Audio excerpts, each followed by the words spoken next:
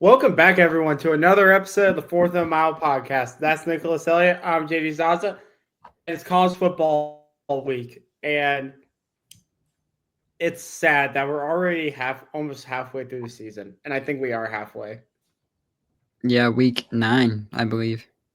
Week 9. So I'm today, pretty sure. so today Yeah, we're going to preview games from last week and then this upcoming week, kind of like always. But as tradition to this point, we're going to start with the firings, so we can yeah, get that out of the way, and then talk about football because that's what this podcast is. But we got to bring it up because it will affect multiple college football teams this year. The first one that really isn't a surprise to me at all is Jay Norvell. He got fired at Colorado State on Sunday.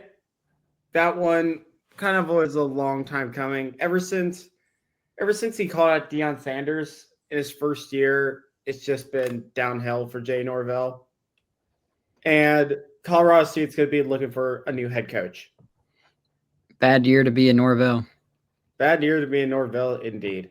And then the second one, the big one, though, Florida has an opening. Billy Napier's gone. After a win. Billy Napier is no longer the head coach of the Florida Gators. On Sunday, even after a win, even after a win against Mississippi State, it was inevitable. The running was on the wall, and the Florida boosters were like, "We're done. We're done. We're going to pay the buyout." And then Florida's got an opening. Forget next week is they did it on the bye week too, and then next week is the cocktail party. That's the time you fire our coaches so you can give the interim at least a little bit of time to get his footing in before they play. And look, and it's against Georgia, so I think they could actually they could give Georgia a run for their money. I think that'll be a close game. probably. It was last year. Last year was a close game. Probably, but again, let's talk about Billy Napier. So he came from Louisiana, a group of 5 guy, and started out great. They beat Utah. They beat a top 10 Utah team in the Swamp on a game-sealing pick 6 in the red zone. But really what killed Billy was they were not good in the SEC. Not at all. Didn't have good records against good teams. Lost some games that he shouldn't have. And Florida gave him a little bit of time to get his recruiting bears in. But even with that, losing to South Florida was probably the death blow. I would assume that was the death blow for Billy. I mean, they were given the gauntlet of death for the past 2 years with their schedule, and I thought he did a wonderful job coaching last year with Liveway at the end of the year. And I guess Florida fans were like, we expected to contend for a playoff team, but we're not even close to that. So, and this is year 4 at this point, so we're gonna can you. Yep. I mean, what are your thoughts on Napier's time at Florida? I mean, good, bad. I mean, kind of a mediocre. Just mediocre. I mean, yeah. I mean, got dealt with bad cards, and there were no statement wins in his time. I think a lot of people thought it would have been the Utah game, but that didn't really turn into anything. You have to firing Napier now. It's kind of, this is such a weird coaching cycle because now you have, I mean, Florida and Penn State. I don't know what job is better. Which I think it depends on the candidate because both are really good jobs. I think if you're Florida, there's, I would say 3 guys you call for this, 3 or 4 guys you call for this job. Before you go into that, I want to give one more thing, Billy. Billy said Florida that whoever comes in as this next guy is going to be going right away, be able to compete right away. Well, they're going to have to. Because before then, Florida was way behind the 8 ball, especially in recruiting with Dan Mullen's time. under Billy Napier's tenure, behind the scenes, they got a really nice staff at Florida. Yeah, you've got to retain it all now. Recruiting's on fire. Recruiting's on fire, and the facilities are upgraded. So Billy kind of modernized Florida for this NIL era, and that's really good. Again, it's like a lot like I said for Penn State, but he never had that signature win or that big win that you really were excited about. I mean, he won. How many games did he beat? He never beat Georgia in his time. I mean, his first win. He beat Florida State a few times, but they were undisciplined. And then He's really his signature win. Okay, against. I forgot, but his signature win was actually in his first game as a coach. Yeah, the Utah game. Yeah, Utah game. That was probably a signature win right there. But yeah, but besides that, it was mediocre. Like he was okay against Florida State. He was okay against Tennessee. He didn't beat Georgia. But a lot of it came down to just discipline. They had a lot of just bad penalties in these losses. Yeah. And that comes down and then he never gave up the play calling. Yeah. So it was like they have a good roster, but you're gonna have to get someone who can retain it and retain a lot of the recruits because they have a good class. A lot of these guys. A lot. I'm expecting a lot of decommitments from Florida because Billy was a hell of a recruiter. That was his best thing by far. Well, if you get someone who's a sexy, insane talent, but again, you gotta retain them, or players like Dallas Wilson could leave. DJ Lagway, possibly, but I don't think he'll leave. I don't think he'll leave if they get the guy that Florida really has been really pecking at for the past few years. Yeah, speaking of those candidates, probably 4 candidates. Now you can get into what you wanted to say. So yeah, lead us off on what we've heard for Florida. I mean, what we've heard is probably. I mean, Lane Kiffin is definitely on that list. Who knows if he'll take it or not? I mean, it's a much better job than Auburn. And he had a hard time with that one. Auburn's not open yet. No, not open yet either. So I think you either you definitely call Lane. I mean, James, you would have to give James Franklin at least a ring. I mean, yeah, he stabilized Florida pretty quick. I mean, he can't win the big one, but I mean, like, if you give him all the resources, and he's a really good recruiter as well in Penn State. If he can recruit good in Penn State, I mean, for recruiting in Florida kind of recruits itself. I mean, Franklin never had these sexy classes, but he was great at getting like 4, 5, 4 3-stars and developing them into monsters. Like Micah Parsons, for instance, was not a super, and that's not like a talented area. He turned into a monster at Penn State, and he's still a monster to this day in the NFL. And that's not like a talent-rich area like Florida is, because you can just go down and get, like, those 3 stars will turn into 4 stars if you go to Florida. And then I think there's 2 other calls. One of them is an alumni, Jedd Fisch. He went to Florida. Yeah. But I would think that's like they were like talking about it in Washington. I don't know. I don't think Jedd Fisch, if he would have beat one of these big opponents, Ohio State or Michigan, the last few weeks, then possibly. Yeah, maybe. But I think they're like, we need a guy who's proven to win big. And so far, Jedd Fisch hasn't been great. He's a good resume, though. He's young, though. So, yeah. And I think he should stay at Washington because I think you can build something special there. Yeah, you could, but just his dream. And then probably, I think if you take one shot at a group of 5, you have to take Alex Golesh.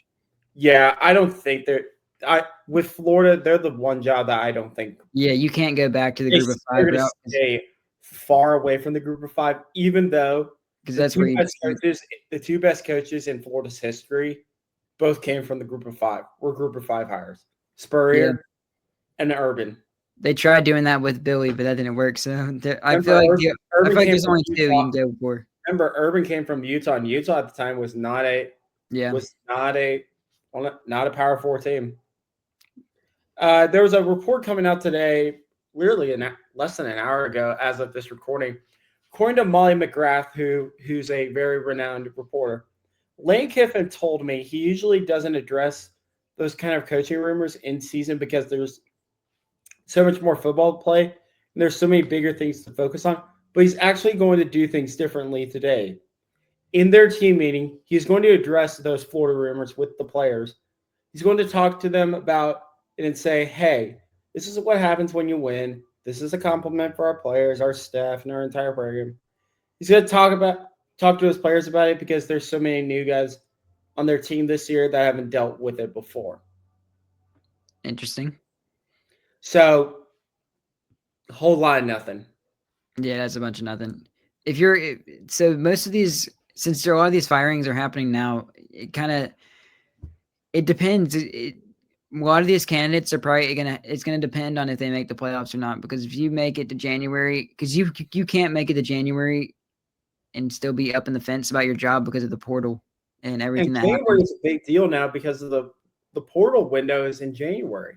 Yeah, you got to finish. So depending on what happens down the wire, like if Ole Miss were to lose this weekend in their big game, they'd have 2 losses, and I mean they would be in with 10-2. I mean, really no doubt about it. Even though they really don't have like I guess they have like one signature win, but like in all their games, if they win this game, they're easy lock. But if they lose this weekend, it's up in the air. And if you're a Florida fan, you're probably happy if they don't make the playoffs because, I mean, that's when you can get a head start on if you can hire him or not. Yeah. I think for Kiffin, for instance, because he's the guy that's like, if that's the guy they want him. It's pretty obvious that Florida wants him.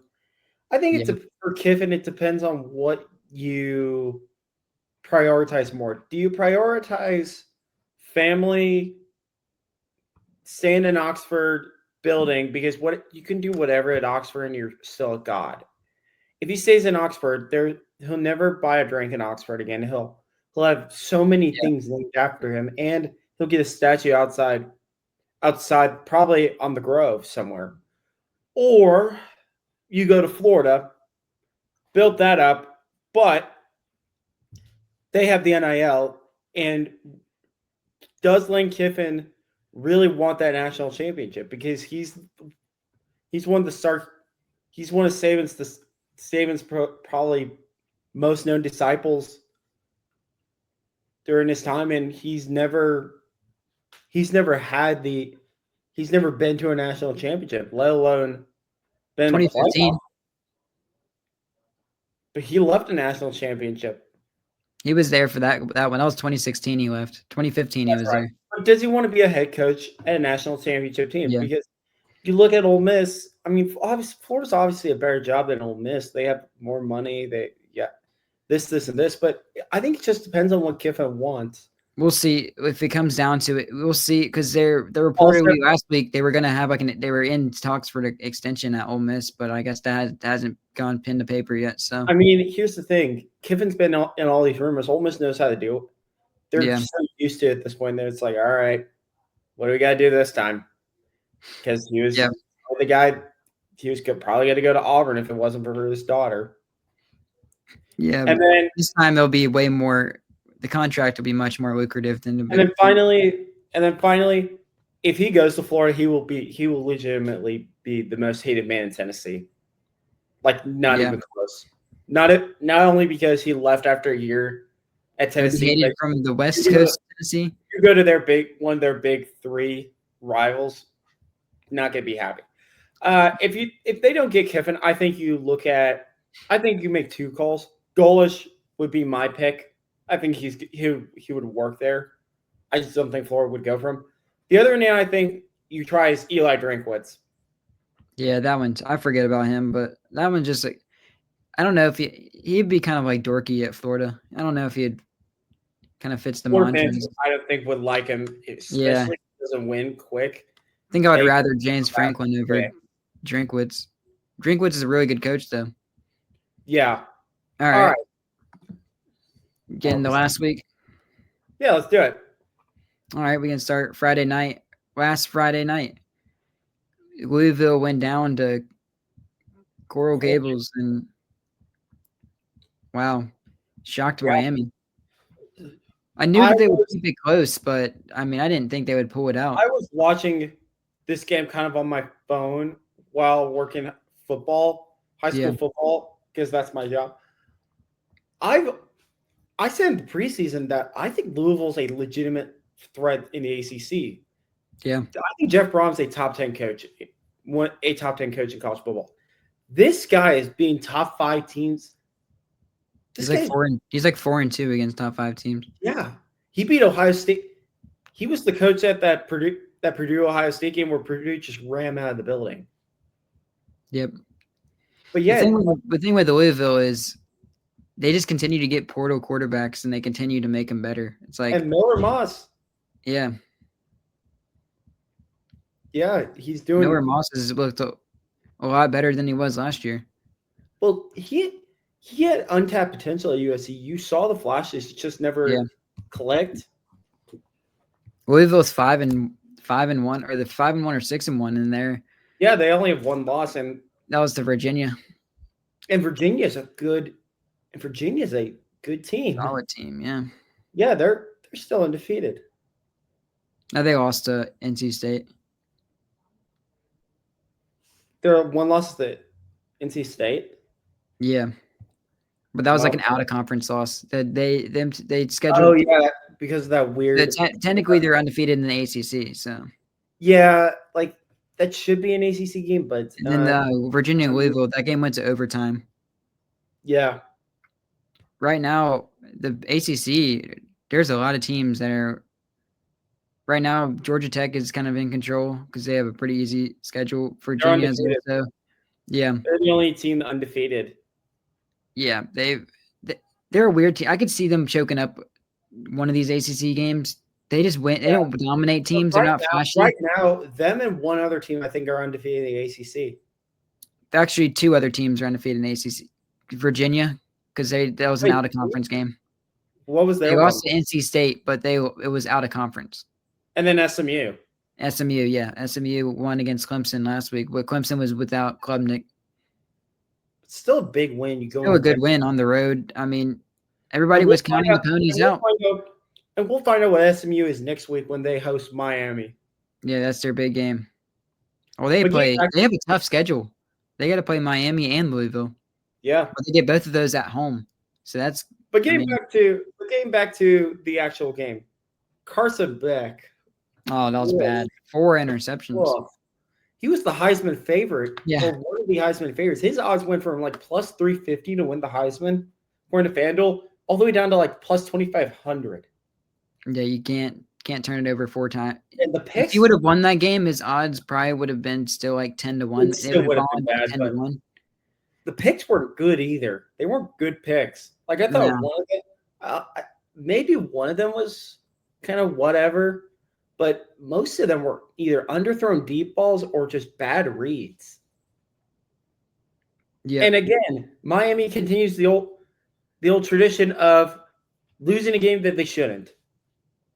Under Cristobal, they always lose these games that they should win. They are terrible against teams that they should beat. And that's been the problem with Miami for years.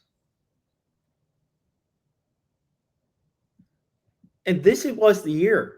This was the year. You were undefeated, number 2 in the nation. You were probably, I still think, probably one of the most well-rounded teams in all of college football. And then you go out and lay a stinker against Louisville. Miami has been, I feel like Mario Cristobal has been known to do that. Yeah. Yeah, I mean, at Oregon, he lost to Stanford a few times when he shouldn't. But now they play Stanford tomorrow. Yeah. For Miami, they still can make the ACC championship. They'll probably make the playoff. They're still going to make the playoff if they win out. Yeah, if they go 10-2, that'd be kind of weird, but they have really good wins. Like that USF win will still age good. That Notre Dame win is starting to age really good. Yeah. Florida State one's not aging good at all, but and then Florida win could. I mean, depends what Florida does down the stretch. They could maybe pull out some SEC games. It could look better, but Miami, you can't. I mean, Louisville, that will end up not being as bad of a loss, but just the way you lost it will be bad. Like can't turn it They're over gonna that need some help. unexpectedly. They're gonna need some help though. They're gonna need Yeah. some help though. They're gonna need Louisville to lose a little bit because right Yeah, now to make the ACC title game, they're gonna have to win out and hope like Virginia loses. and now But the other than ACC's become like Georgia Tech's to lose almost. Like Georgia Tech's to. I mean, it's close. There's a lot of teams like Duke has one loss in the ACC. That was last week's game. Duke and Georgia Tech played. I mean, the ACC is kind of exactly like we thought it would be. It's just a weird situation. There's one team that's the front runner, and then it's just a mix of who the heck's going to play them in Charlotte. Yeah, and that the team that's the front run, they could lose on any given. They're not a team that can dominate you. Right now, the front runner is Georgia Tech. Yeah. All right. It started at 11 a.m. on last Saturday in Nashville. That was a great game. It was. Vanderbilt beats LSU, and honestly had control the entire game.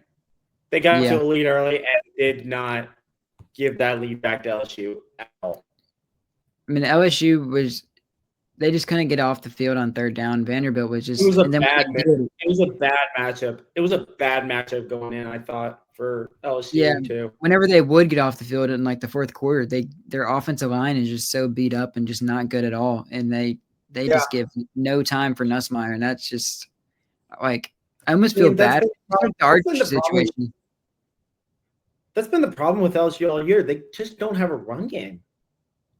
Yeah. I mean, it's the same thing I've said for years. It's like that's one of the main reasons. I think it's more so due to bad O-line play than to not have a run game because their probably run game, it. That's probably it. Their LSU line is like terrible. LSU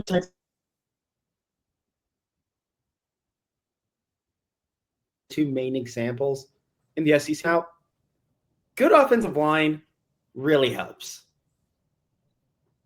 Like last year, they had a really good offensive line. They just couldn't run it. Yeah. And Pavia continues the Heisman campaign. Yeah, he continues to make big plays, gets big runs, gets big passes.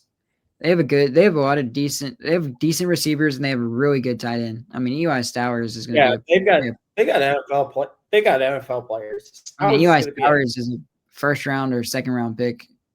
They got a few offensive linemen that are going to be picks. I mean, Stowers will probably be the first tight end off the board. He's really built like an NFL tight end. He's really good. Yeah, there's no one else there's no other tight end that's like. And their defense is just solid. Like they're just bend don't break. They can get a stop. Yeah, they can get a stop. And a lot of times, that offense, the defense isn't on the field for a long time even at all because how the offense works. They just time of possession. Yeah, their defense, unlike in the one time they do get dominated in time possession, their defense just gassed like it happened when they played Alabama. Yeah, and now Vanderbilt's hosting 5-star recruits. Yeah. I mean, welcome to brand new Vanderbilt. This is no longer a cute story of last year. This is a legitimate threat in the SEC and a legitimate playoff contender. Yep. And this week, we got another big game. Yep. Afternoon game. Right now, Vanderbilt's only loss is Alabama.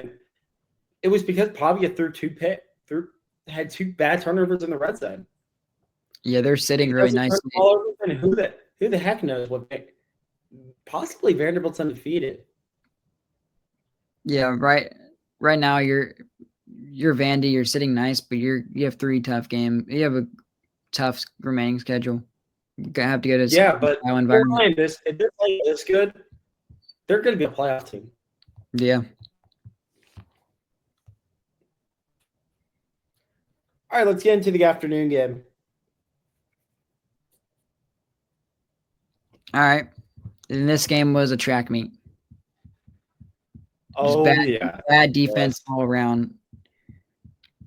Ole Miss. Georgia, I mean, the game came through as a great game. Georgia wins the game. They keep having slow starts, but again, you got to cut the head off the snake. Yep. You have got to cut the head off the snake to beat Georgia. They started off Ole Miss. I think they scored on like their first 4 or 5 possessions, and then Georgia scored on every possession. And even though Georgia was stalling, they stalled on 2 drives. I think it was a 2-minute drive and then another drive, or they kicked 3 field goals, 2 in the first half, 1 in the second half, I believe. But the points on every single drive. And I mean, if you're Ole Miss, you can't really ask for much better offensive performance, but your defense just did not show up one bit. It was just left in the bus. Yeah. Then I think Georgia, one of Georgia's receivers got hurt bad. I forget, Kobe Young, was it? Colby Young, yeah, he's going to be out for a long time. That would be a key factor for Georgia if it wasn't for Georgia addressing the receiving room this year. I mean, they've got 2 really nice tight ends, Lawson Lucky and Oscar Dell. Zachariah Branch is their home run hitter. And then Dylan Bell has improved drastically from last year. And they still have Noah Thomas from A&M.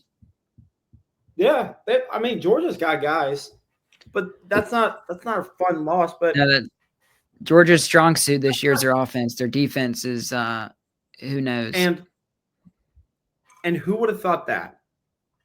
Who would have thought that? It's like in 22 when Alabama's strength with their offense and their weakness was their defense, even though they have probably the best defensive-minded coach in college football. It's weird. So we get it.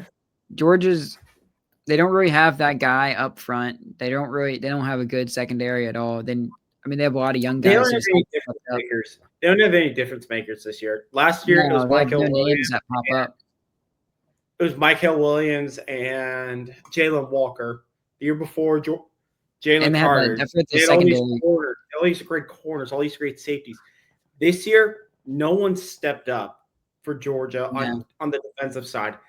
And the weird thing is, every single game, whether it's at home or on the road, they start slow. Yep. And that's going to bite them. Georgia's going to get if they don't starting a little faster. It could cost you. And Georgia is probably the most resilient team in the country. I would say they are the most resilient team in the country because probably right now they'd have 3 or 4 losses at this point if it wasn't for their offense.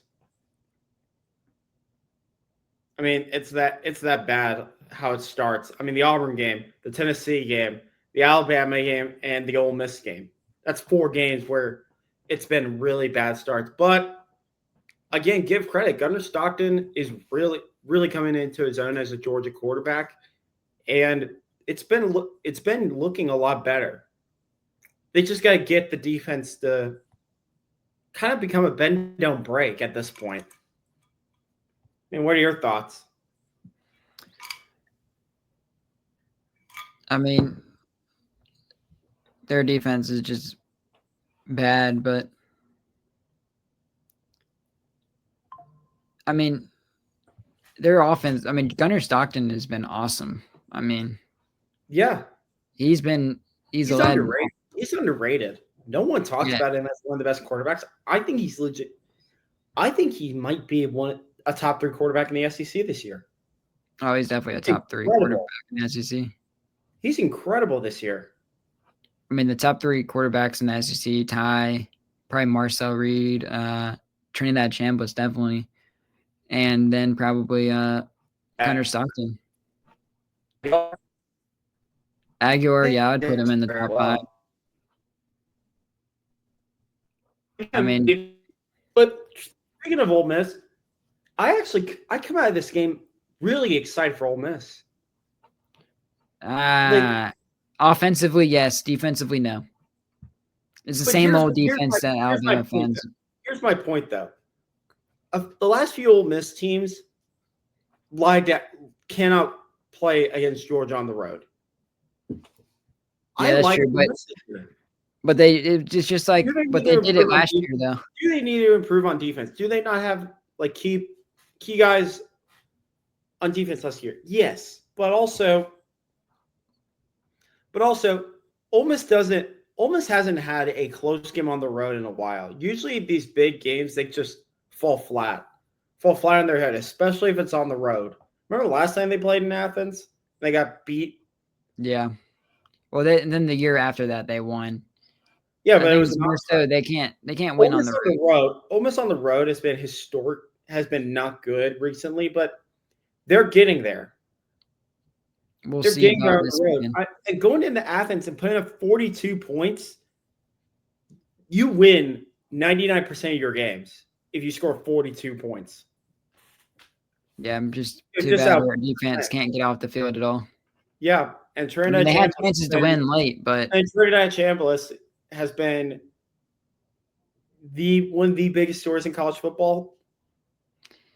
And then Georgia's defense, they weren't good at all, but when they needed to make stops in the fourth quarter, they got stops.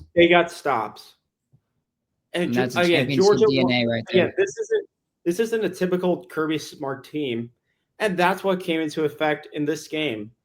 Georgia's championship DNA has won them 3 games: the Auburn game, yep, the Tennessee game, and the Ole Miss game. 3 games that they had championship DNA. They've been there before. The other team hasn't. That was the difference. Yep. All right.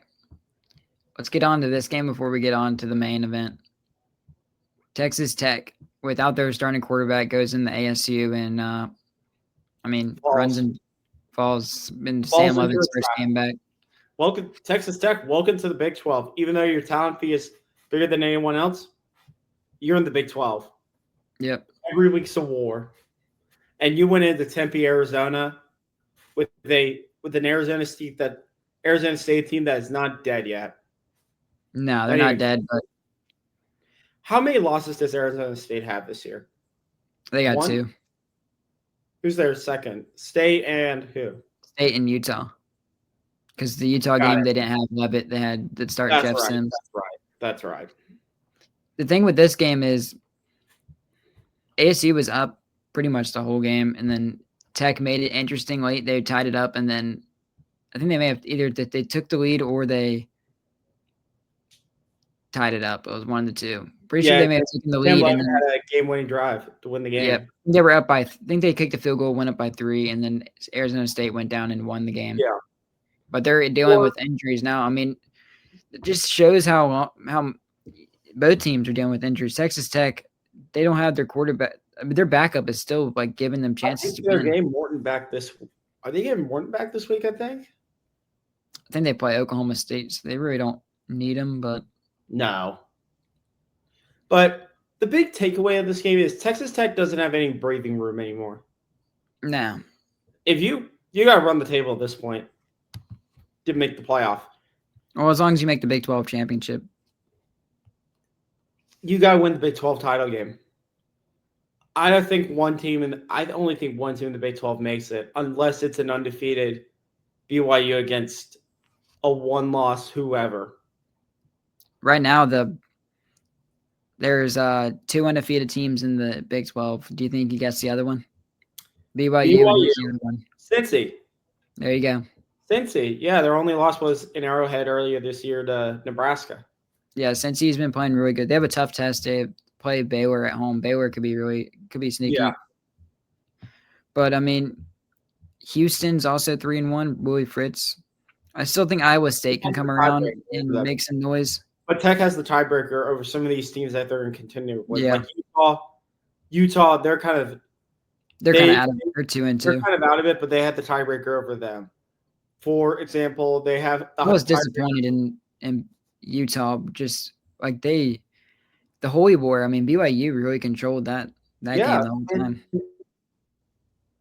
Bachmeier, 47, was number 47 Yeah. quarterback, was given the job with like maybe a week or two left of fall camp. Because remember, that whole Retzlaff scandal, that whole Retzlaff Yeah. thing came out like a week or two before the season started, and BYU's undefeated. And then they said, "Oh, you're probably only going to have this BYU job." culture. That's BYU culture for you. BYU's Yeah. had one of the most underrated. They had one of the most underrated home environments ever, and it got shined on Saturday, and they got one of the most underrated coaching staffs in college football. Every year, it feels like they have 10 wins. And the message to Bachmeier that a lot of people were saying was like, "Oh, you're only going to be starting for 1 year because Ryder Lyons is coming in next year." But I guess Bachmeier, I mean, he's really been solid. I mean, he's a really good runner, pretty solid passer. The mission trip, but Oh yeah. either or still. But still, that's what a story that is. Yeah. And guess what? BYU is undefeated, top 15 team. I think their undefeated streak ends tomorrow, though. I mean, we'll probably look at that in the previews. And we got it in the picks. All right. The Cyclones. But again, BYU rolling, Texas Tech, not out of it, but your challenge, it's gotten a lot harder. Yep. It gets a lot harder. And ASU, you're on life. Jordan Tyson, he's out tomorrow.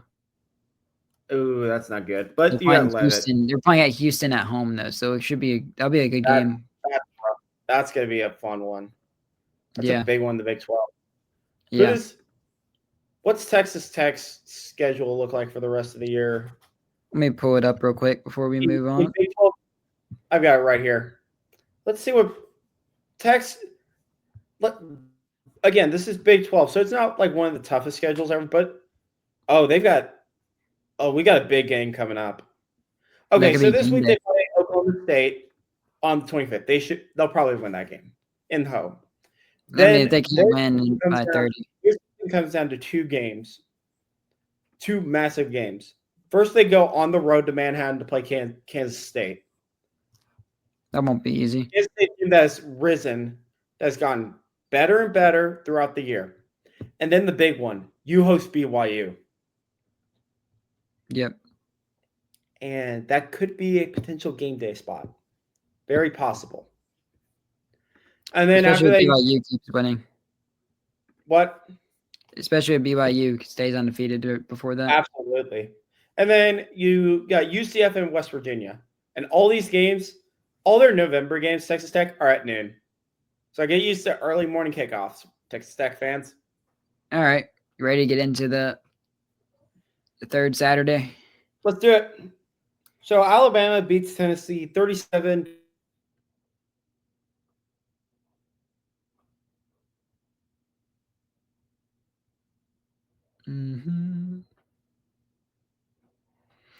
Yeah, the third Saturday in October. Always. I mean, the internet's just dreadful here. Alabama beats Tennessee 37-20. Yep. So Alabama, the streak of winning the third Saturday in October in Bryant-Denny still stands. Last time Tennessee beat Alabama in Bryant-Denny was in 2003. So it's been a minute for Tennessee to win in Bryant-Denny. And this game played out not the way I expected. I expected Alabama to cover late, and then they would win a game. I said like around 42-30, a lot more high scoring than I got. But what we got instead was a defensive game. I mean, I don't know how to describe this game besides turnovers were the key factor in this game. Both teams from Tennessee have fallen to turnovers in Bryant-Denny. For Tennessee, it was obviously the 99-yard pick six at the end of the half, which is going to be remembered as the play of the game and one of the great plays in the history of the rivalry. But the one of the bigger ones was the safety in the first quarter. Yes. Tennessee's backed up on their own 5, and Yonte Pierre, who had a Monster game. amazing game, pressured Aguilar enough where he had to throw an intentional grounding out in the end zone. And if you don't know, that's a safety. That's called a safety. So Alabama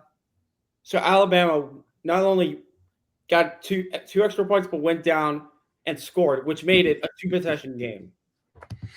Yeah, and then that pick six, that Tennessee was like draining that drive the whole time. Yeah, it could have gone into half with momentum, probably down. What was it? What? Yeah, at the time, 16-10, 16-14. At the time, the game would have been, let's see. It was 16-7, I believe. Yeah, it was 16-7. That's right. Yeah, 16-7. And the situation for Tennessee was 6 seconds left, no timeouts. If you run the football on the 1, if you don't get it, that's it. You probably would have gotten it, but you probably would have gotten it. But again, you never know. And then you decide to audible. You never know. You're going straight into the student section. You never know if a false start. Yeah. You never know with anything. But on the 1, they had no timeouts. So if they don't get it on the 1, then game out. Then that's halftime. You're down 2 possessions.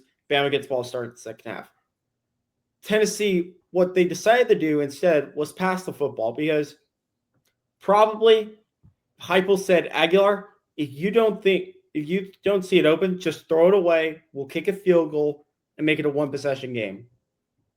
But instead, the game completely shifted as Miles Kitselben tried to come out of the flat on a play action pass, but Zabian Brown read that on film, and everyone in the stadium knew when Kitselman was motioning. It felt like everyone in the stadium knew what was coming, and Zabian did. Yep. Aguilar didn't throw the best out route, but it would have been open. But Zabian Brown picks it off and runs 99 yards back for the touchdown. And in one of the loudest moments I've ever heard inside Bryant-Denny Stadium. I agree. Not the loudest, but one of. But a top 3 for me. It was 23-7 net and a half. Yeah, and really after that, it was kind of was a kill shot right there. Kind of, but Tennessee kept fighting. They made a few explosive runs, but whenever they got kind of close, it felt like they were going to get some momentum. Alabama ripped their heart out. I mean, Alabama had a 95-yard drive and a 97-yard drive. 99. 99? Yeah. That's right. That's right. It was 99. But again, Alabama had 2 90-plus yard drives, and that kills you. And that's really been the story of Tennessee this year. Their secondary has been dreadful this year. They're first in sacks, but their secondary and their run defense. But the run defense actually did a good job against Alabama, really, for the whole game. But Alabama just can't run the ball. They can't run the football traditionally. And then Ryan Williams had a great game. Jeremy, all the receivers had a really good game. Yeah, Ryan Williams had a few great passes. Ty Simpson continues to be either 1A or 1B in the Heisman race. He made a few throws today that was a weird fumble he had. Yeah, he had a weird fumble. I'm surprised they didn't review it. I'm pretty sure they did review it because we went to commercial break. Everything that happened, and I'm pretty sure this was Kim Williamson's final game. I don't know if pretty sure they did review it, but it was since it went to commercial, they just kind of don't really announce it or anything because they really review everything. But just it was a weird. I don't even know if it was return, but it was weird. Yeah, but then again, right after that, they came out of half really flat, 3 straight runs, couldn't get anything going, or it was run, and then couldn't get it on pass. But whenever they needed to get a drive and shut down momentum, they got it, and that was really the key of the game. But really, again, the 99-yard picks that kind of iced the game. Yeah. It felt like it. And then 5 minutes ago, everyone started lining up cigars. As tradition for whoever wins the third Saturday in October. You saw massive cloud of smoke, and Alabama wins. Alabama wins. They win their fourth straight ranked game, which is the longest in SEC history, I think. Yeah. They won 4 straight ranked games, and Tennessee can still make the playoff, but they got to run the table. And they have a weird game this weekend. They play Kentucky this weekend, and that's never easy for Tennessee. Like Tennessee, whenever they play Kentucky, especially at home or on the road, it's always like a one possession game. There's 2 games that they play really bad and that they still got. Florida's their kryptonite. Yeah. When they play in the swamp, Tennessee hasn't beat Florida in the swamp in a while. So in might be next week is the Hypo Bowl. Yeah, Oklahoma. They host Oklahoma and New England. That game, especially if you're Oklahoma here, you gotta at least split. You gotta go 1-1 in these. You either gotta 1-1 or you gotta go 2-0 if you want to stay in the playoffs, because you still have to go to Tuscaloosa, and that's where dreams go to die right now. I mean, Alabama has the second longest home winning streak in the country right now. Mm-hmm. All right, in a row. Absolutely. All right, so let's do a little bit of rapid fire because there were a lot of good games, but obviously we are almost 46 minutes in, and we have to get to the actual preview. So let's rapid fire really quick. Texas. Yeah, we can just go through every game. Texas looked real. I'm going to talk about the games that I care about, and then we'll move on. Yeah, I pretty much have every game listed. It had a storyline or something on it.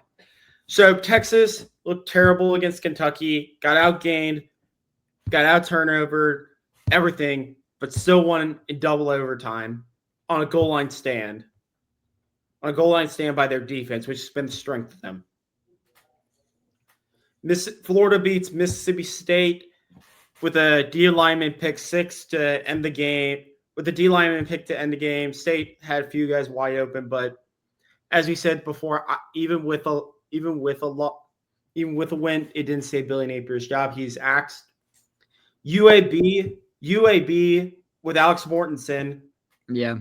Shocks undefeated Memphis, which is huge in the playoff race because right now South Florida is the favorite to be in the group of 5.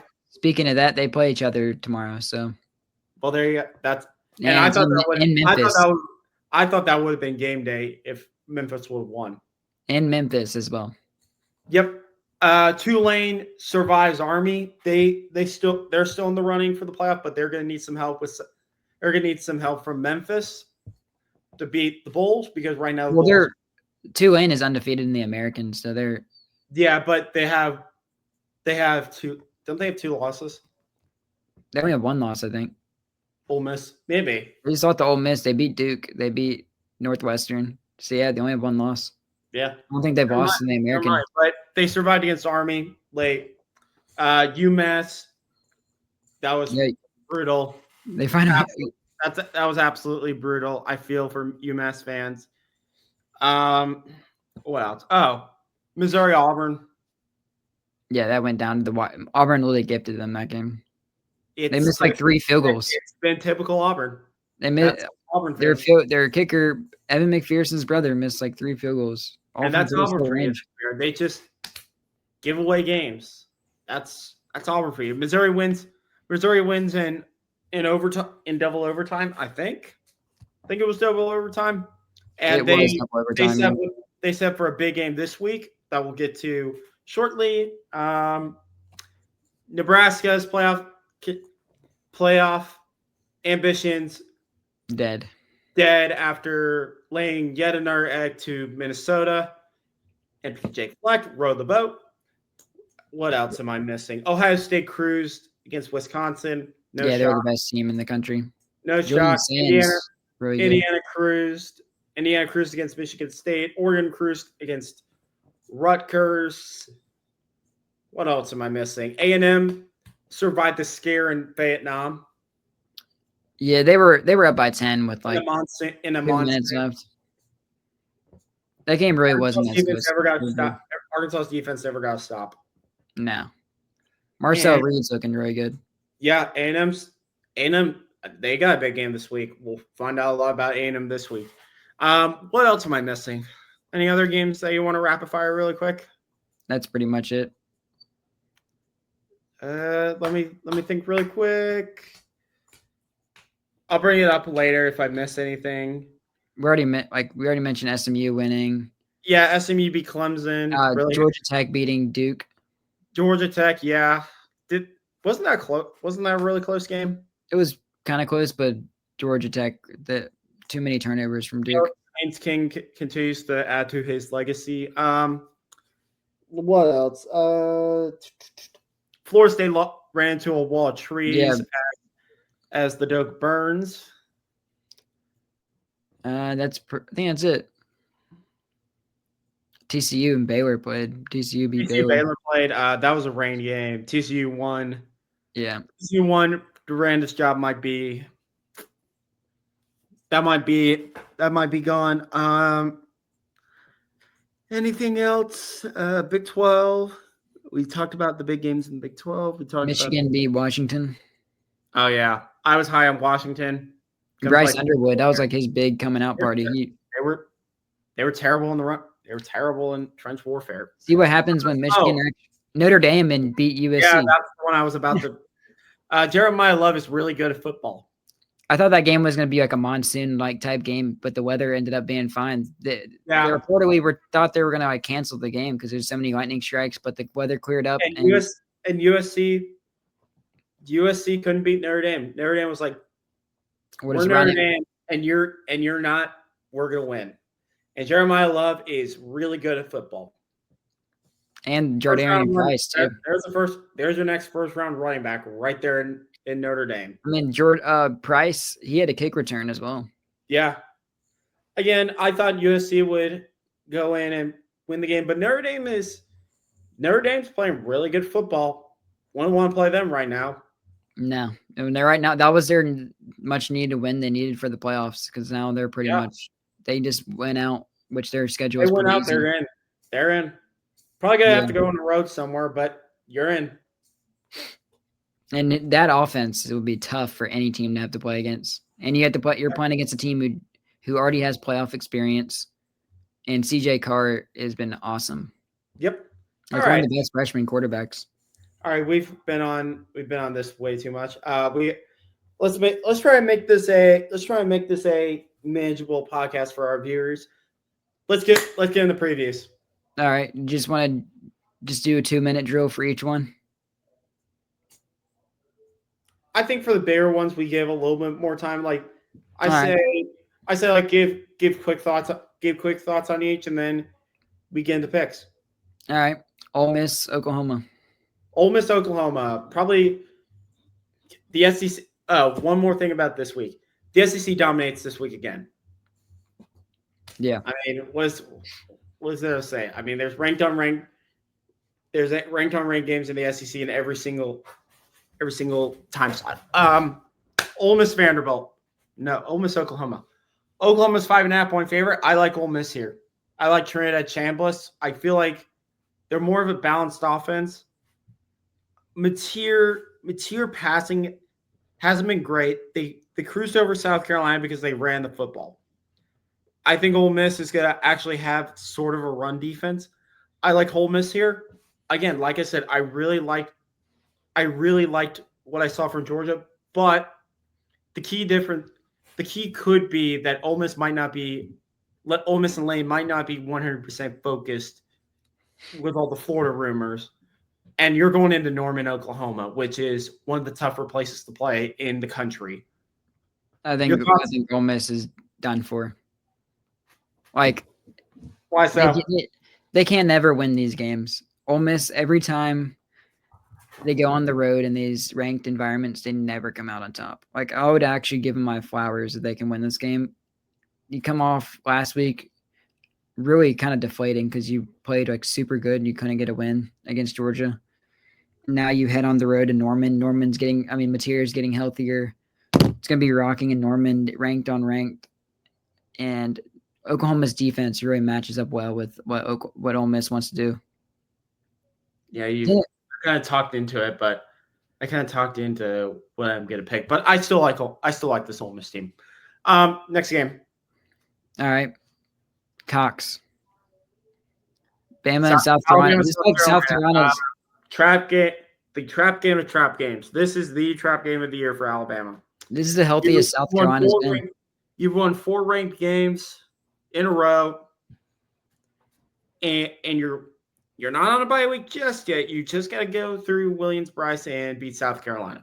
This is why I think it's not really it is a trap game in that sense, but it's not really because you have a bye week next. If you didn't have a bye, if you had like LSU this next week and not like the bye week, because if you can think about LSU once you get your week off next week. You don't have to. Yeah. You can't. Alabama, if they're not 100% focused, they're going to walk into a trap. Yeah, this is the healthiest. The way to beat South Carolina for Alabama, run the football.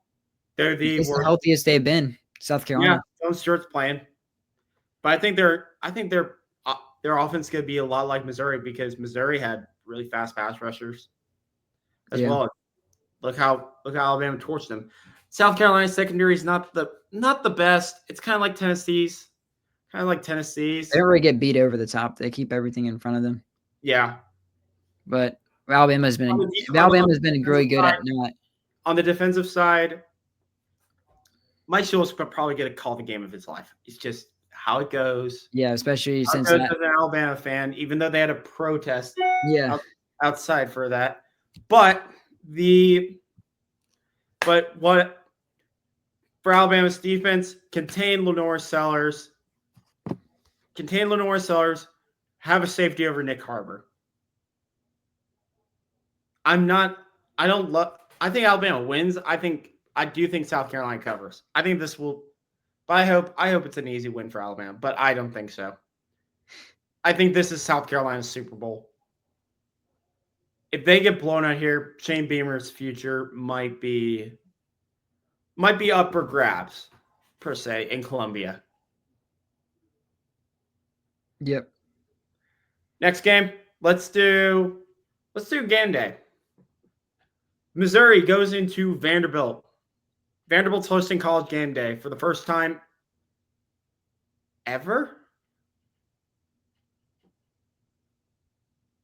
Yeah. This is the second time, I think. I think they posted it like in 2007 or something. Possibly. This game is probably going to be the fastest game of the year. What do both these teams really like to do? Run. Both these teams cannot really pass deep. They do really quick passes and they run the football. And these are two of the best running teams in the country.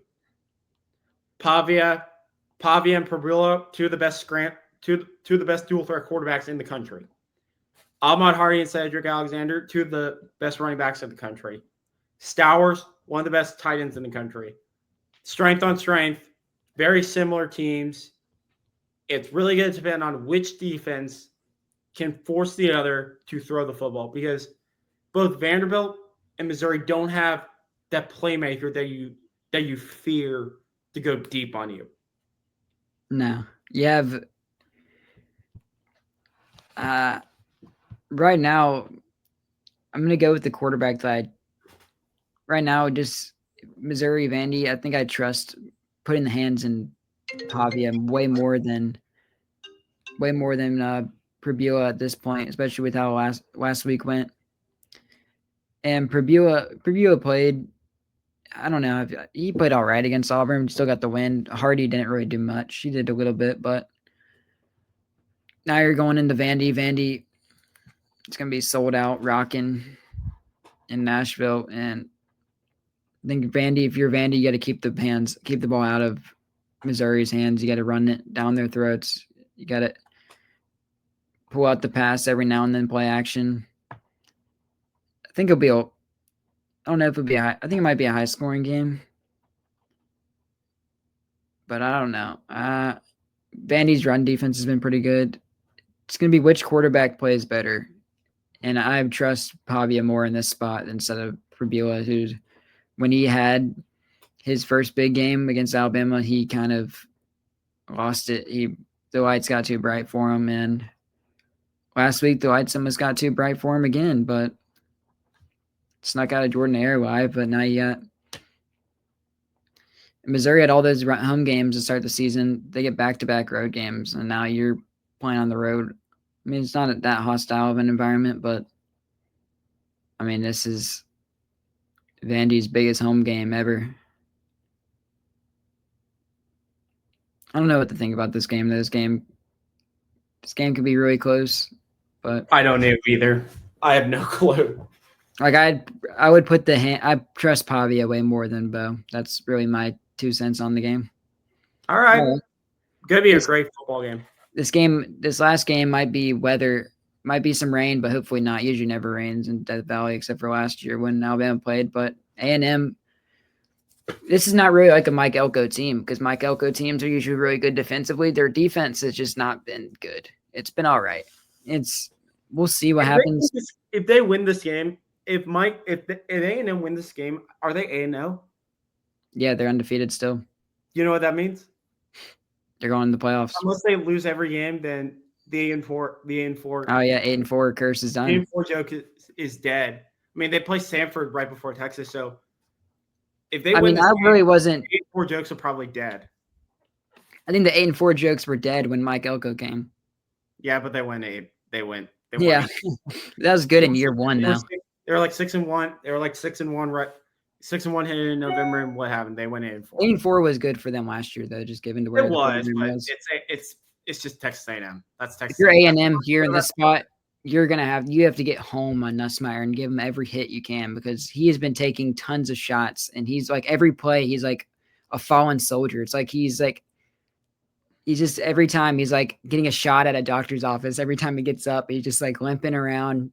He's bruised up every play. If you're LSU, you have to protect him. You got to give him some extra time to get a throw in. This is one of the best defenses in the country. Ever since that Notre Dame game, A&M's really coming to their own on defense. I'm not going to last week. I don't know. Their defense. I'm still torched by Arkansas. That's what I'm saying. It's like everyone besides Notre Dame has been able to torch. That's gotten torched by Arkansas. I'm still hesitant on that defense, though. It's not like a Mike Elko defense. If you're this is the spot in this rivalry, though. A&M hasn't won in Death Valley yet. No, they won every game in Kyle Field. LSU's dominated this rivalry ever since it started. Since even Manziel never beat LSU. Remember that the infamous 7 overtime game? Yeah, that was in Kyle Field. All the big games A&M's won have been in Kyle Field. They've never beat LSU in Death Valley. And we'll see about the SEC. And that even with Manziel, even with all the really good teams they've had, they've never beat LSU in Death Valley. I could see A&M. Hopefully, I think that, if you're LSU, you got to get off to a hot start, and especially they're without Whit Weeks again for a second straight week. That's going to be rough this game because A&M has 2 really, really good running backs.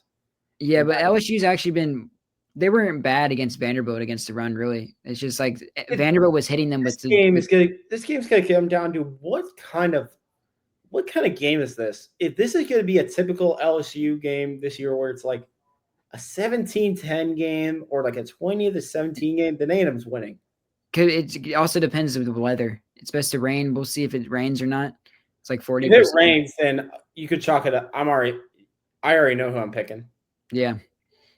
I think LSU has to. A&M has been really good. Their game hasn't been. Will have to be. This will have to. Again, LSU's in wounded animal mode. Kelly is not in good spirits with the LSU faithful. They need to win this game. If they lose this game, they're out. If you're A&M right here, A&M's been one of the most balanced offenses. Like Marcel Reed. From year 1 to year 2, his sophomore jump has been awesome to see. Everything in this game leans A&M. They should win this game, but it's night game in Death Valley, and LSU's only lost 1 game in the Brian Kelly era at night in Death Valley, and that was against them. It was against them and the Tiger King himself, Jalen Milroe. So we'll see. I think if you're A&M. Remember last year this game? Wegman played in the first half, did not work. They bring in Marcel Reed, and they score 4 touchdowns back to back to back to back.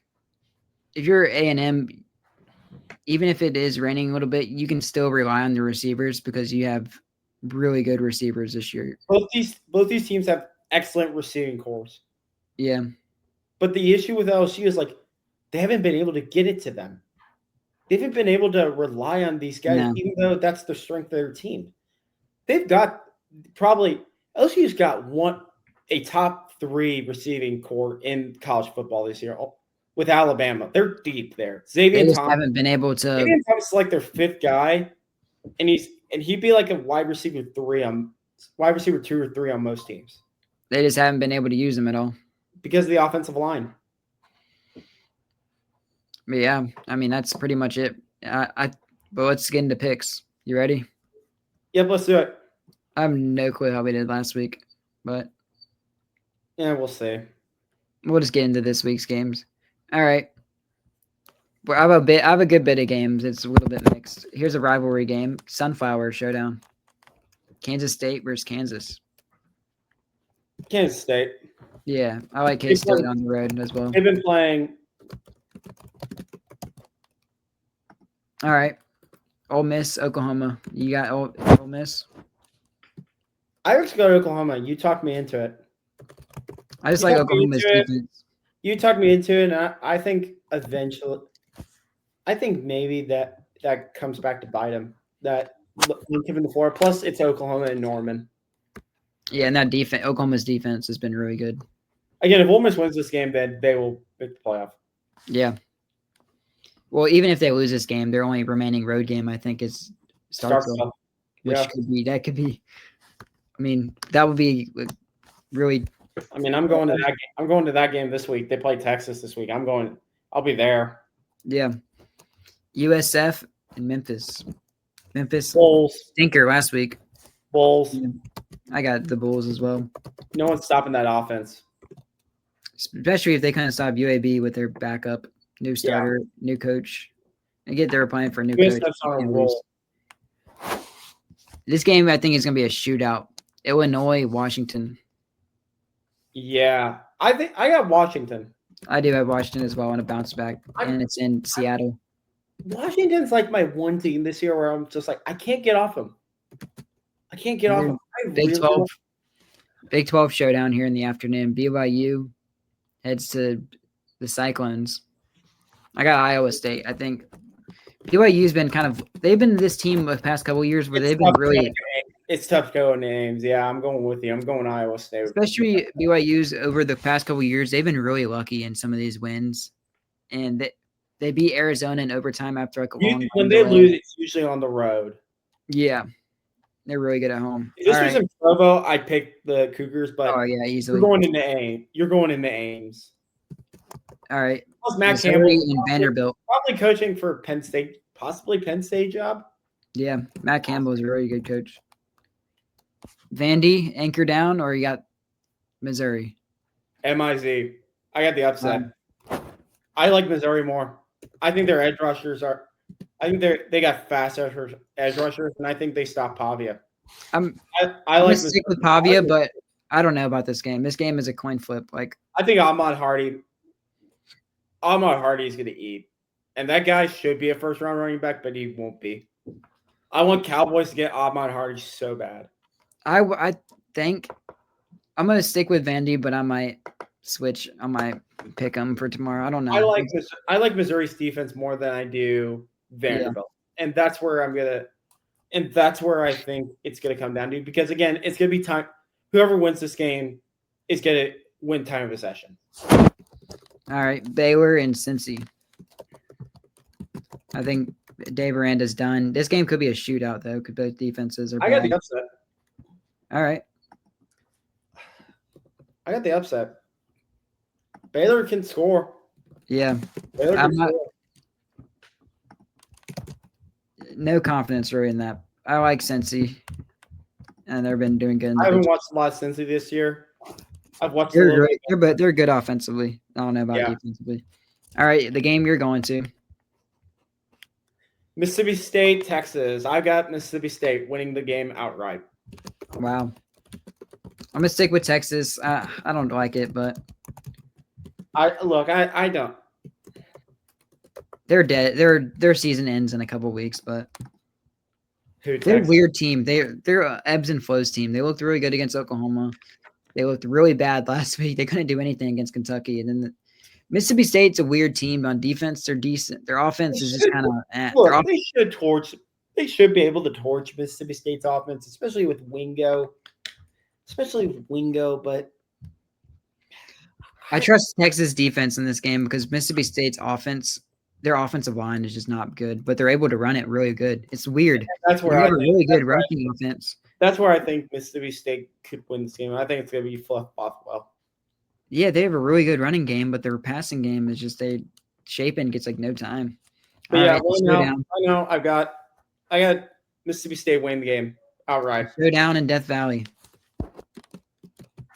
I'm taking LSU just because you need it, and it's Death Valley. I like A&M though. You got A&M. I like A&M. I think they're going to lose a game, and I've said it's going to be this week for a while. But again, the more I think about it, I don't see a strength in LSU outside of 9-game Death Valley.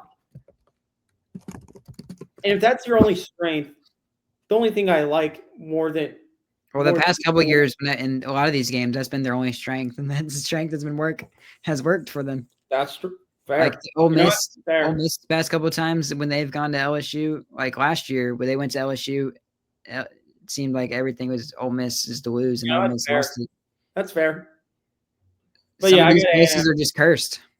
I got A&M. It's just not. I think this game is gonna be low scoring. Maybe only a few teams are really good at playing at LSU now. Maybe because we both got out of Alabama. We're kind of used to. I mean, not too many teams come out on top when it gets to Death Valley. I mean, you're really only Alabama. I mean,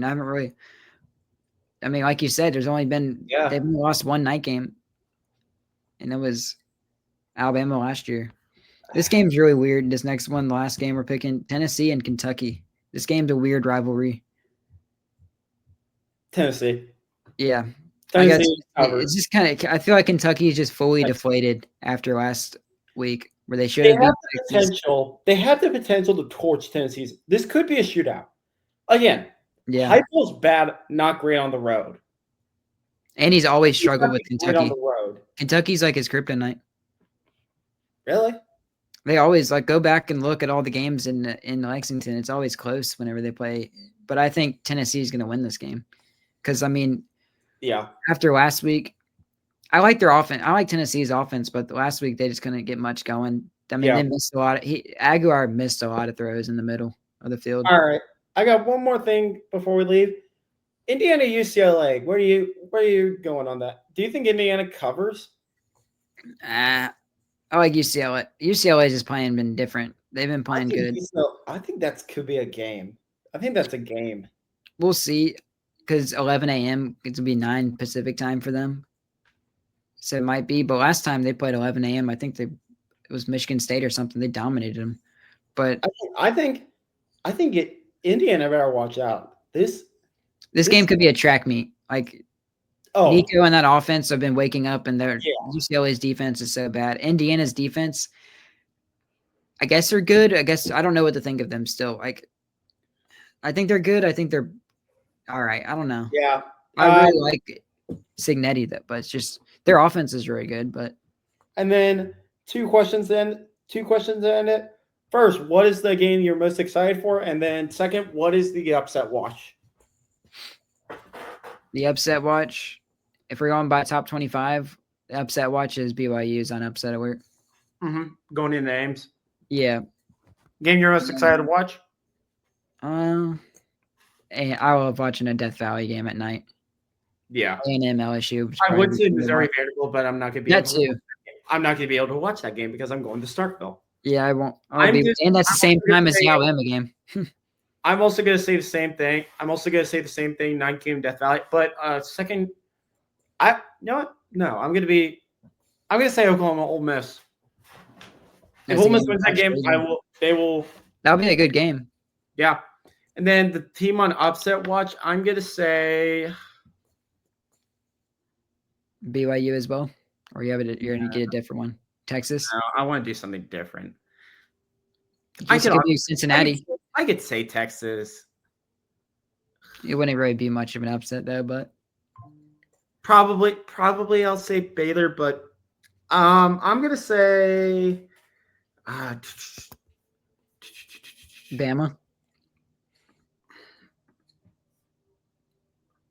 Let me see. If you count this one, I think South Florida might be on upset watch. Yeah. With going into Memphis, that's not fun. And then I'll give you a game that could be close. Possible upset watch for me. Michigan going into East Lansing. Yes. Going into East Lansing as 13.5-point favorites with a freshman. That's going to be a low scoring game. That game's weird.